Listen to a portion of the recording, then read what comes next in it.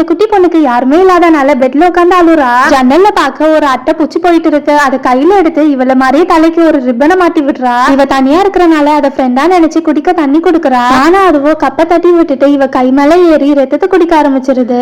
இவளும் வழியில கத்துறா. ஆனா இது ரத்தத்தை குடிச்சு வளர்றத பார்த்துட்டு இவளும் சரின்னு ரத்தத்தை கொடுக்குறா. கொஞ்ச நாட்கள் போக இவங்க 2 பேரும் க்ளோஸ் ஃப்ரெண்ட்ஸ் ஆயிடுறாங்க. அந்த அட்டைப்பூச்சி இந்த குட்டி பாப்பா ஹைட்டுக்கு வந்துருது. அது அவ கூடயே இருந்து இவ சாப்பிடுறப்பெல்லாம் அவ ரத்தத்தை குடிச்சு வளருது. ஒரு நாள் அவ தூங்குறப்போ இவளுக்கே தெரியாம அவ ரத்தத்தை குடிச்சு உறிஞ்சிருது. காலையில ஏஞ்சி அவ கைய பார்த்ததும் ரொம்பவே ஃபீல் பண்றா. அன்னைக்கு நைட்டு அவ கிட்ட இருந்த பிஸ்கெட்டை கொடுத்து சாப்பிட சொல்றா. ஆனா அது பிளேட்டை தட்டி விட்டுட்டு வெளியே போயிடுது. கொஞ்ச நேரம் போக அது மாதிரி இருக்கிற நிறைய அட்டைங்களை வீட்டுக்கு வர வச்சு எல்லா திங்ஸையும் போட்டு உடைக்குதுங்க. இவளும் அதை பார்த்துட்டு பயத்துல வீட்டுல இருந்து வெளியே போக ட்ரை பண்றா. அந்நேரம் இவ வளர்த்த அட்டையை அவ காலை தடுக்கி விட்டுருது. உடனே எல்லா அட்டைங்களும் இவ கழுத்தை நெரிச்சு கொலை பண்ணிடுதுங்க.